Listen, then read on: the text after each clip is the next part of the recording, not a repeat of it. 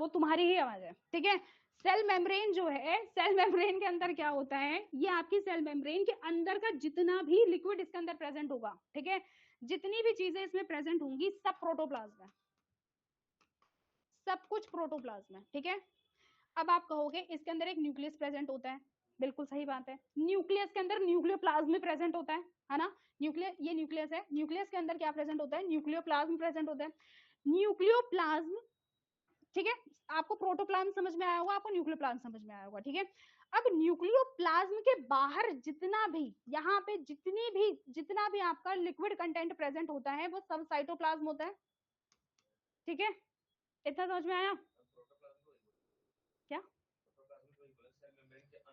वो नहीं बोले हम मैंने कुछ और बोला, मैंने ये बोला कि प्रोटोप्लाज्म जो होता है ना वो साइटोप्लाज्म प्लस न्यूक्लियोप्लाज्म होता है, समझ गए।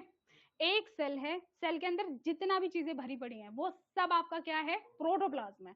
उसके अंदर एक न्यूक्लियस होगा, न्यूक्लियस की वजह से जो बाहर का लिक्विड बचा उसको आपने साइटोप्लाज्म कह दिया। न्यूक्लियस के अंदर की जितनी भी चीजें हैं, जितना भी फ्लूइड है वो आपका न्यूक्लियोप्लाज्म हो गया। मेरी बात समझ में आई है सबको। Collectively protoplasm anything that is present inside the cell membrane. Clear, बहुत बढ़िया, ठीक है, यहां तक हम